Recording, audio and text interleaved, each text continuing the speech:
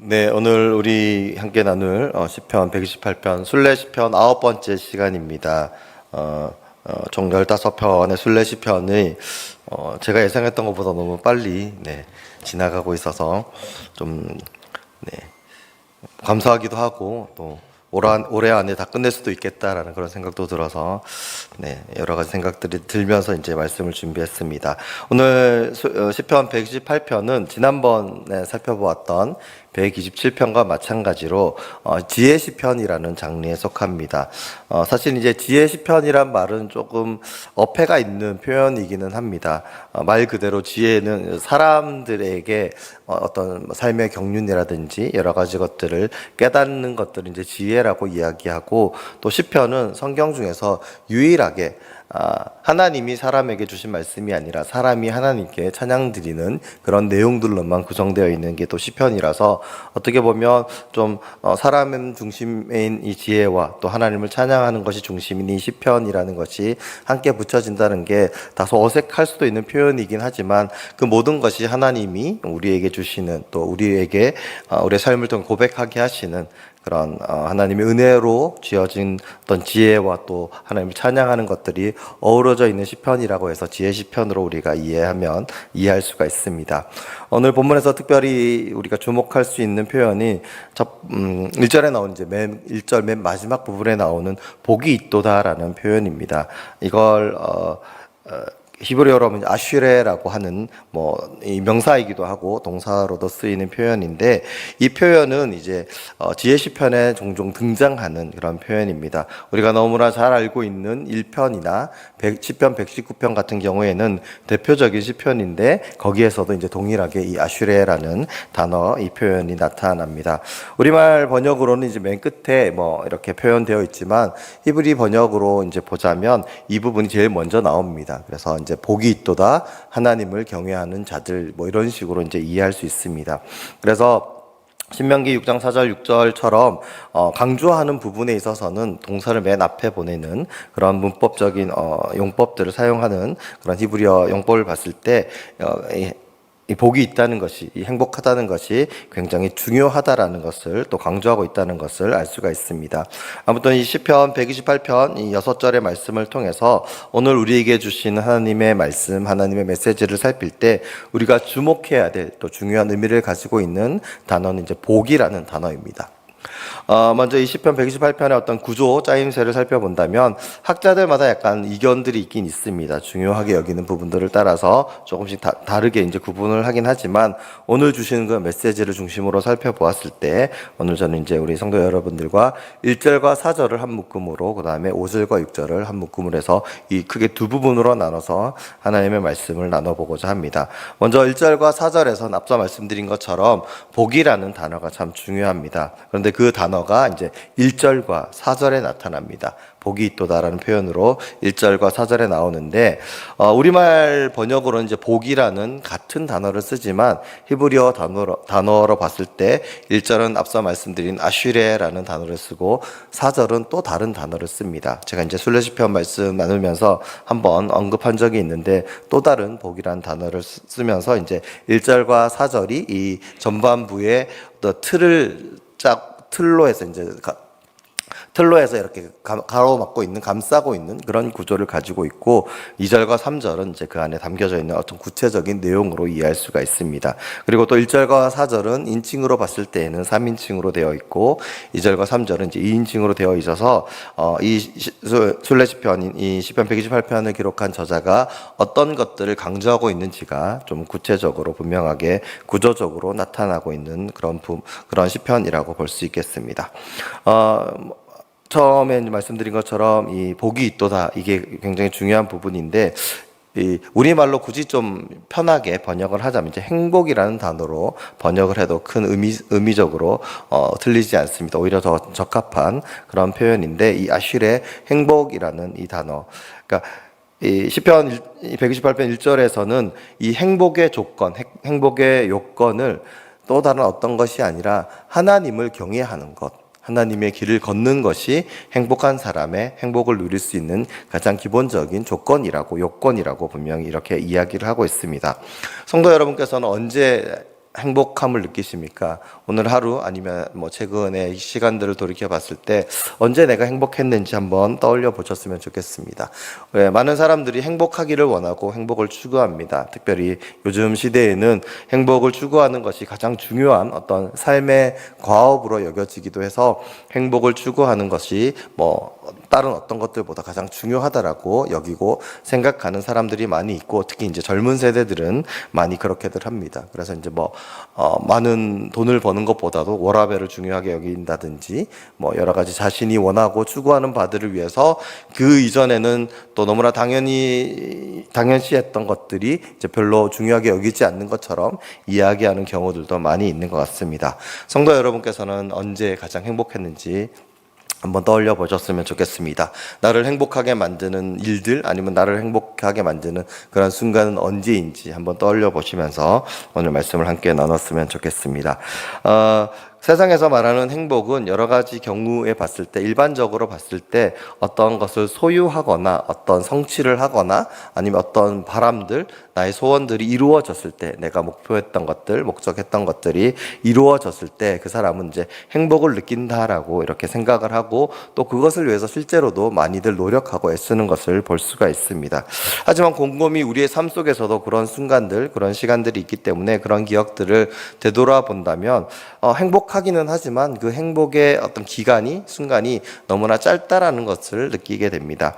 뭐 예를 들어서 요즘 같은 경우에는 이제 한창 또 최신 폰들이 많이 나와서 우리 뭐 청년들이라든지 뭐 어른분들도 핸드폰을 새로 바꾸고 최신의 걸로 바꾸고 싶어 한다든지, 아니면 어떤 자신의 어떤 취미나 아니면 기호에 따라서 자동차나 아니면 집같이 좀 덩치가 있는, 사이즈가 있는 것들을 또 새로 바꾸면서 기뻐하시거나 행복을 누리시는 경우들도 많이 있는 것 같습니다. 그리고 어떤 경우에서는 내가 뭐 이런 소유가 아니라 어떤 것들을 이루고 싶은, 뭐 대학에 간다든지 취업을 한다든지 목표했던 어떤 바들을 이룬다든지, 이제 그런 것들을 위해서 어떤 성취의 경험을 통해서 내가 이것을 성취하고 이것을 이루고 이 목표를 달성하면 내가 행복할 거야 라는 기대를 가지고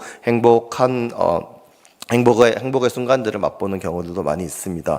뭐 다이어트를 한다든지 아니면 어떤 목표했던 금액을 모은다든지 뭐 여러 가지 것들이 분명히 있겠지만, 또 그런 순간들마저도 성취했던 그 순간은 굉장히 큰 기쁨과 행복을 누릴 수 있겠지만 그게 그렇게 오래 지속되지 않는 것들을 보게 됩니다.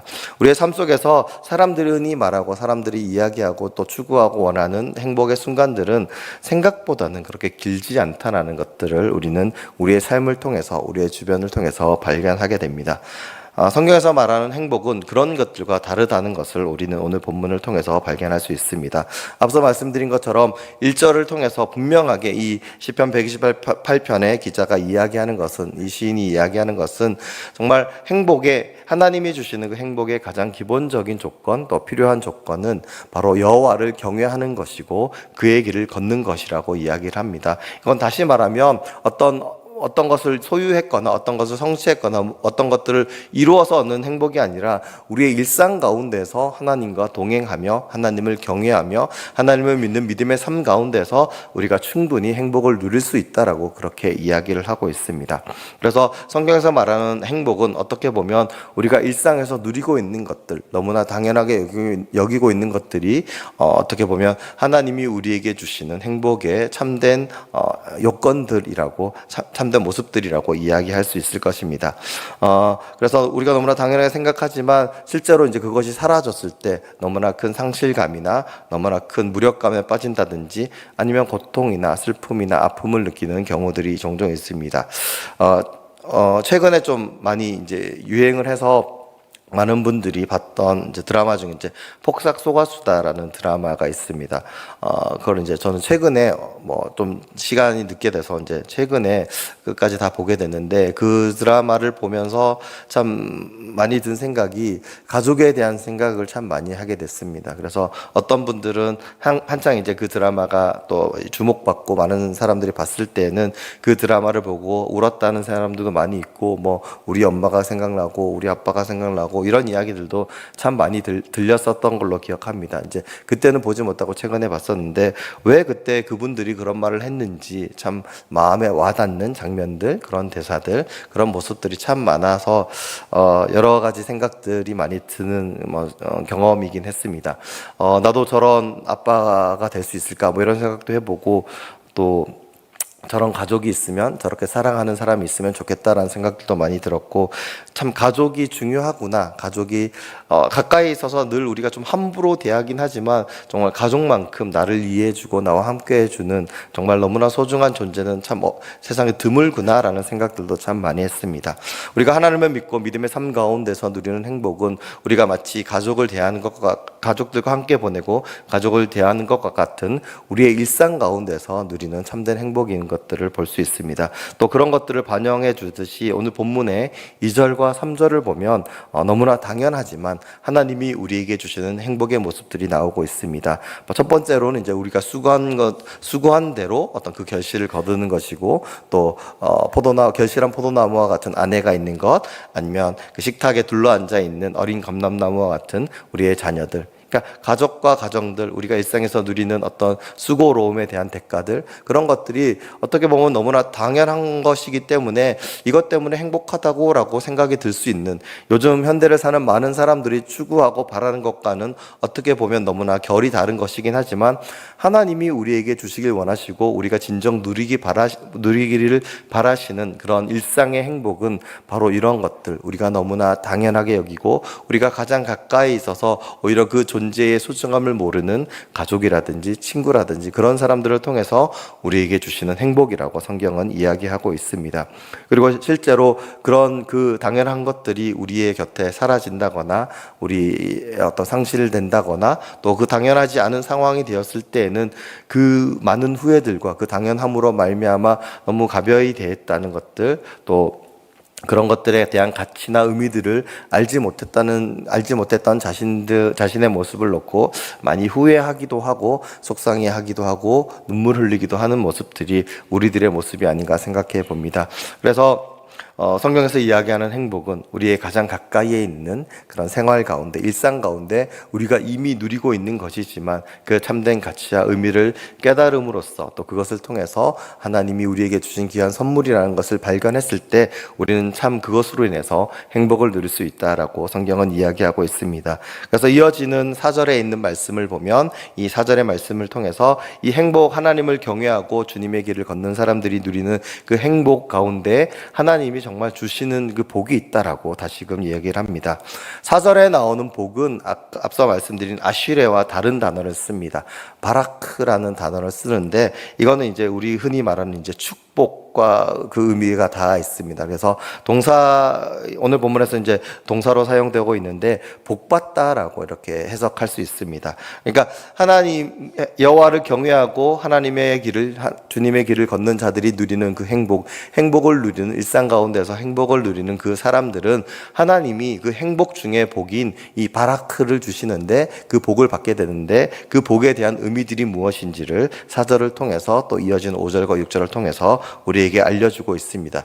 그래서 일부러 의도적으로 그 복이라는 같은 단어이지만 그 다른 단어를 사용함으로써 이 시편 128편의 저자는 우리에게 하나님이 우리에게 주시는 복이 무엇인지를 다시금 강조하고 있습니다.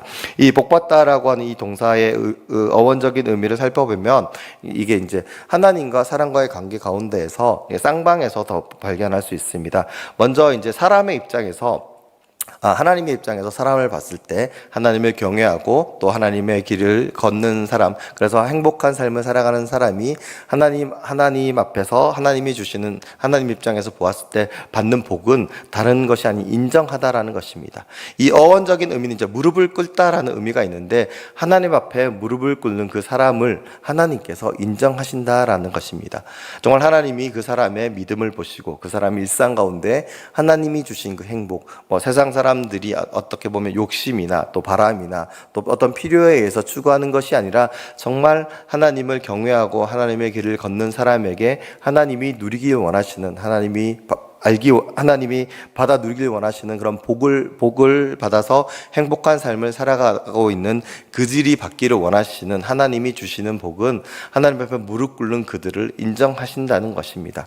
하나님께 온전히 무릎을 꿇고 하나님 앞에 나아가는 그 사람의 그 믿음을 보시고 그 삶을 보시고 그 삶 속에서 하나님을 경외하고 주님의 길, 주님의 뜻대로 살아가는 것을 보시고 그 사람을 하나님의 사람으로, 하나님의 백성으로 행복할 만한 자격이 있는 사람으로 하나님이 인정해 주신다라는 것입니다. 그래서 성경에도 보면 예수님의 많은 표현에서도 보면 잘하였다 충성된 종아 이런 표현들을 우리가 볼 수가 있는데 하나님이 인정해 주시는 사람은 분명 하나님을 경외하는 사람이고 하나님의 말씀, 하나님의 뜻대로 살아가는 사람입니다. 그리고 그런 삶을 살아감을 통해서 일상 가운데 하나님과 동행하고 하나님의 존재와 하나님의 뜻하심을 발견하는 사람이기 때문에 그 삶 자체가 정말 행복한 삶이 될 수 있고 또 그런 삶을 살아가는 사람을 하나님이 분명 인정해 주시고 또 축복해 주신다는 것을 우리는 이 한 단어를 통해서 이 동사를 통해서도 분명히 알 수가 있습니다. 또 그 반대의 입장에서 사람이 하나님 앞에 무릎 꿇는다라고 하는 이 복받음의 의미는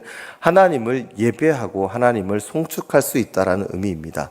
우리는 너무나 쉽게 예배를 드리고 또 찬양을 드린다라고 생각을 하지만 사실 많은 기독교 역사뿐만 아니라 오늘을 살아가는 우리 주변을 돌아볼 때에도 하나님을 마음껏 예배하지 못하는, 하나님을 마음껏 찬양하지 못하는 여러 믿음의 모습들, 믿음의 사람들, 믿음의 공동체들이 있음을 우리는 어렵지 않게 발견할 수 있습니다.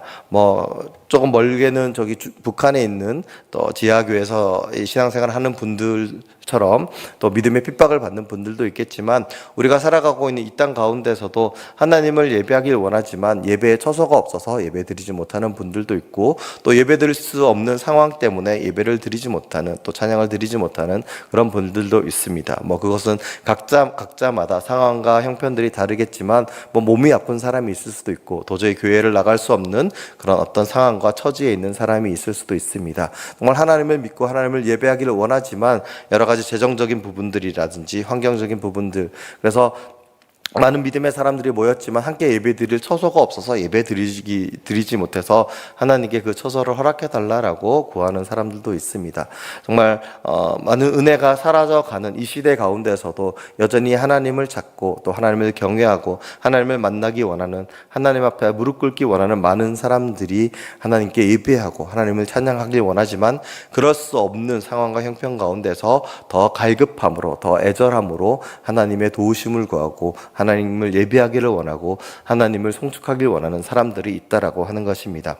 그런 이들을 우리가 돌아보고 그런 이들을 알고 있다면 정말 우리들의 모습을 다시금 돌아보게 됩니다.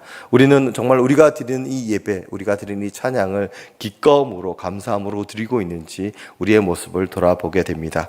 이 돌아보게 되는 이 모습 가운데에는 저도 물론 예외가 될 수는 없지만 여러 가지 것들을 생각해 보게 됩니다. 우리는 때로는 예배를 좀 귀찮아하진 않는지, 또 하나님 앞에 나오는 예배의 자리, 주일뿐만 아니더라도 또 새벽 기도의 자리라든지 금요 기도의 자리라든지 정말 하나님을 예배하고 하나님을 찬양하고 하나님이 찾으시는 그 자리보다 더 중요하게 여기는 또 다른 약속이라든지 나의 어떤 즐거움이라든지 아니면 나의 육신의 피곤함 때문에, 귀찮음 때문에 나가기를 꺼려하는 모습들 또한 우리들 모습 속에는 있지 않나 생각해 보게 됩니다. 어떤 의무감에 의해서 아니면 내가 이런 위치에 있는데 이런 자리에 있기 때문에 어쩔 수 없이 나가는, 정말 끌려 나오듯이 나오는 그런 모습들이 우리 안에 만약에 있다라고 한다면 정말 오늘 본문에서 말하는 것 같이 하나님 앞에 온전함으로 무릎을 꿇고 하나님께 예배를 드리고 하나님께 찬양을 드리는 나의 모습이라 할 수 있을지, 하나님이 그런 나의 모습, 나의 예배, 나의 찬양을 들으시고 하나님이 정말 기뻐 받으실지에 대해서 우리가 돌아본다면, 생각해 본다면 정말 하나님 앞에서 우리의 모습을 돌이키고 우리가 그런 내 모습, 그런 어떤 예배자의 모습이 되지 않게 해달라고, 그런 모습으로, 그런 마음가짐으로 하나님을 찬양하지 않는 그런 믿음과 그런 모습을 나에게 허락해 달라고 하나님께 구하지 않을까라는 생각을 해봅니다. 우리 각자는 분명 하나님을 온전히 믿는 믿음으로 살아갑니다. 때로는 너무나 힘겨운 삶 가운데에서 힘들 수도 있고 피곤할 수도 있고 어려울 수도 있습니다. 하지만 그런 순간이 아니더라도 우리의 매일매일의 삶 가운데 가운데 또 매주일 드리는 예배 가운데 하나님께 예배 드리고 하나님께 찬양 드리는데 우리가 흔히 고백하는 것처럼 우리가 진심으로 영과 진리로 예배 드리지 않고 진정함으로 하나님을 찬양 드리지 않는다라고 한다면 오늘 시편 128편에서 하나님이 우리가 누리길 원하시는, 하나님이 인정하시는 그 복, 하나님의 축복, 그 바라크를 누릴 수 있을지 없을지에 대해서는 우리는 감히 자신할 수 없다는 것입니다. 하지만 하나님은 하나님을 경외하고 하나님의 길을 걷는 그 자들에게 분명히 하나님의 복을 약속해 주시고 또 하나님의 축복을 주시겠노라고, 하나님이 인정하시는 그들에게 하나님의 축복을 허락해 주시겠노라고 말씀을 하십니다. 그리고 그 복이 얼마나 참 위대하고 놀라운지를 5절과 6절을 통해서 우리에게 말씀하십니다. 그 5절과 6절의 말씀을 보면 어떤 내용들이 있지만 시간과 공간을 초월해서 우리에게 복을 주기 원하신다는 하나님의 약속을 볼 수가 있습니다. 5절은 예루살렘을 들어서 공간에 대한 어떤 하나님의 약속, 그 다음에 6절을 보면 자손에서 자손에게 이르기까지 시간을 초월한 하나님의 복. 그러니까 우리가 생각하는, 사람이 생각하는 공간과 시간을 넘어서 하나님은 우리에게 하나님의 복을 주길 원하신다고 그렇게 말씀하고 있고, 더 그 궁극적인 행복의 복이라고 할 수 있는 것이 오늘 본문 6절 맨 마지막에 나오는 것처럼 하나님이 우리에게 평화를 샬롬을 주기를 원하신다라고 그렇게 말씀하고 있습니다. 말씀을 정리하겠습니다. 우리는 우리의 일상 가운데 하나님을 경외함으로, 하나님의 말씀대로 하나님의 길을 걸음으로 우리의 일상에서 우리가 너무나 당연하게 여기는 그런 것들이 오히려 하나님이 우리에게 주시는 참된 행복임을 발견하는 믿음의 눈이 있기를 간절히 소망합니다. 많은 사람들이 당연한 것은 당연한 거고, 나는 한방을 노린다든지 또 여행을 노린다든지 다른 사람보다 적게 투자하고 많은 것을 누리길 원한다라든지 그런 마음과 생각들을 가질 수 있습니다. 하지만 정말 하나님이 주시는 행복은 그런 식으로 이루어지는 것이 아니라 우리의 일상 가운데에서 우리의 가장 가까운 곳에 너무나 당연하게 여겨지는, 너무나 또 가깝기 때문에 함부로 대할 수도 있는 가족이라든지 친구라든지 또 하나님의 일상 가운데서 우리에게 누리게 해주시는 그 삶의 모든 순간순간들을 통해서 우리의 행복을 누리게 하신다는 겁니다. 또 그런 행복으로 하나님의 뜻대로 살아가는 사람에게 하나님이 하늘의 축복을 허락해 주실 때에 하나님은 그 사람을 인정하시기 때문에, 그 믿음을 인정하시기 때문에 하늘의 축복을 허락해 주시는 것이고, 또 그렇게 하나님께 인정받은, 하나님께 축복받은 사람은 하나님 앞에 온전한 예배자로서 하나님이 기뻐 받으시는 찬양을 드리는, 하나님을 송축하는 하나님의 어떤 찬양의 예배자로서 하나님께 사용하시고 택하신다는 것을 오늘 말씀을 통해서 우리는 발견할 수 있습니다. 그런 하나님의 축복이 무엇인지 우리가 분명히 안다라고 한다면 우리의 예배의 모습, 우리의 찬양의 모습, 우리의 기도의 모습, 하나님 앞에 나아오고 또 하나님과 동행할 때의 우리의 모습들, 우리의 마음가짐들, 우리의 태도들, 우리의 생각들을 다시금 돌아보고 혹여라도 하나님 보시기에 온전하지 못한 모습들이 있다라고 한다면 그런 모습들을 내려놓고 기꺼운 마음으로, 즐거운 마음으로 정말 하나님 앞에 영과 진리로, 진심으로, 진정함으로 예배드리고 찬양드리는 나와 우리가 되기를 간절히 소망하는 그런 믿음으로 주님 앞에 나오는 우리들이 되기를 간절히 소망합니다. 그런 우리들에게 하나님이 주시는 그런 행복 중의 복은 바로 하나님이 주시는 참된 평화이고 하나님이 주시는 샬롬입니다. 그리고 그 복은 공간을 뛰어넘어서, 시간을 뛰어넘어서 우리에게 주시는 복입니다. 하나님께 축복받은 사람들은 어떤 삶의 환경과 상황 가운데 있다 할지라도 나의 처지가 어떠하든지 나의 성별이 어떠하고 나이가 어떠하고 나의 상황이 어떠하든지 간에 내가 부자이건 가난하건 어른이건 어린이건 그런 것과 상관없이 하나님은 그 사람에게 모든 상황 가운데서도 하나님의 평화를 허락해 주실 것입니다. 당장은 너무나 힘들고 어려운 그런 기도의 시간, 고난의 순간이라 할지라도, 아니면 하나님의 주신 놀라운 은혜로 말미암아서 감사와 기쁨이 넘치는 그런 순간이라 할지라도 하나님 앞에 나와 예배드리는 예배의 자리에서나 우리의 일상을 살아가는 삶의 자리에서도 늘 동일하게 우리에게 하나님의 평안을, 하나님의 샬롬을 허락해 주시고 환경과 상황이 하나님이 우리에게 주시는 그 평안을 뺏지 못하도록 모든 상황, 모든 순간, 모든 모습 가운데서 우리에게 하나님의 샬롬을 허락해 주셔서 우리는 그 모든 상황 가운데서도 하나님의 임재를, 하나님의 함께 하심을, 하나님의 동행 동행하시고 하나님의 역사하심을 누릴 수 있고 또 그 모든 것들을 이기고 극복할 수 있는 하나님의 평안을 누리면서 모든 상황을 능히 감당할 수 있는 그런 믿음의 삶을 살아가는 우리들이 되기를 간절히 소망합니다. 말씀을 마무리하겠습니다. 오늘 말씀을 또 준비하면서도 또 좀 분주한 요즘의 삶들을 돌아보면서 또 하나님이 주신 마음이 있습니다. 고린도서에 나오는 너무나 잘 알고 있는 10장 13절의 말씀에 보면 사람이 감당할 시험 밖에는 하나님 허락하지 않으신다는 그런 말씀이 문득 생각이 났습니다. 하나님이 나에게 또 우리에게 어떤 일들을 맡기시고 어떤 역할들을 맡기셨을 때에는 분명 우리가 그것을 감당할 수 있는 하나님을 온전히 믿는 믿음과 또 그것을 수행할 수 있는 능력을 아니면 그만큼의 어떤 단련되고 훈련된 것으로 말미암아서 하나님의 일들을 맡기신다는 생각들을 참 많이 하게 됩니다. 요즘도 하는지 모르겠지만 예전에 한창 많이 했던 생활의 달인이라는 그런 프로그램이 있었습니다. 그런 프로그램을 보면 정말 우리의 생활 가운데에서 정말 소소한 능력이지만 말 그대로 달인이 되어서 자기가 하고 있는 분야에서 정말 누가 봐도 잘한다라고 인정받고 칭찬받고 감탄을 자아내는 그런 달인들을 소개하는 프로그램입니다. 우리는 하나님 앞에서 믿음의 달인이 되어야 되지 않나 생각해 봅니다.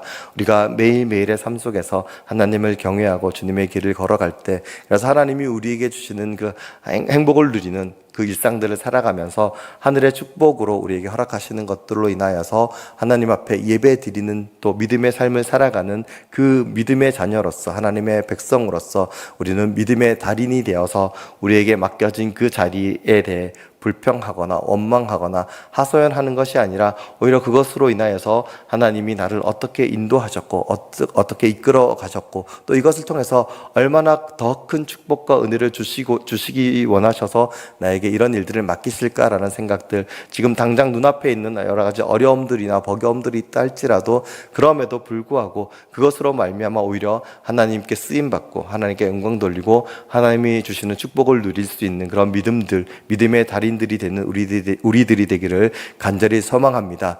그렇게 우리에게 주어진 삶들을 살아갈 때 분명 우리 안에는 하나님이 주시는 하나님의 샬롬, 하나님의 평안으로 말미암아 모든 상황들을 능히 감당하고 이겨내고 극복할 수 있는 그런 믿음의 고백들로 매일매일 살아갈 수 있을 것입니다. 그런 주님의 샬롬이, 주님의 평화가 저와 여러분에게 있기를 간절히 소망합니다. 기도하시겠습니다. 찬양받기 합당하신 하나님, 참으로 감사를 드립니다. 하나님께서 오늘 주신 말씀을 기억합니다. 하나님, 이 시대를 살아가는 많은 사람들이 행복하기를 원합니다. 그리고 각자가 원하는 행복들을 추구하면서 살아갑니다. 하지만 주님께서 말씀을 통해서 우리에게 말씀하시는, 우리가 누리길 원하시는 행복이 무엇인지 깨닫게 하여 주시옵소서. 하나님을 경외하고 주님의 길을 걸어가고 주님의 뜻대로 살아갈 때에 우리가 온전히 누리는 하나님의 행복을 누리게 하여 주시옵소서. 우리가 일상 가운데 그 행복을 누리며 살아갈 때 하나님께서 우리의 믿음을 보시고 또 우리 주님을 경외하며 주님의 뜻대로 살아가는 우리들의 모습을 보시고 정말 하늘의 축복들을 주심을 믿습니다. 그 축복으로 말미암아서 우리가 하나님 앞에 온전한 예배자로 하나님을 찬양하고 하나님께 영광 돌리는 믿음의 자녀로 살아가게 하여 주시옵소서. 그런 우리의 삶이 비록 어떤 어려움과 곤란함과 이해할 수 없음으로 가득 차 있는 순간을 겪는다 할지라도 그런 순간마저도 하나님이 주시는 평안으로 말미암아 하나님과 동행하며 주님을 더욱더 신뢰하고 주님을 의지하는 믿음의 삶을 살아가게 하여 주시옵소서. 그리하여 우리 교회의 모든 사람들 한 사람 한 사람이 믿음으로 더욱더 온전하여지고 믿음으로 칭찬받고 인정받는 그런 주님의 백성으로 살아갈 수 있도록 인도하여 주시옵소서. 오늘 주신 말씀을 기억하며 또 한 주간을 살아가고 우리의 순례의 여정을 살아갈 때에 주님을 더욱더 바라보며 주님의 주시는 하늘의 축복들을 온전히 누리며 살아가는 우리 모두가 되게 하여 주시옵소서. 감사드립니다. 우리 주 예수 그리스도 이름으로 기도드리옵나이다. 아멘.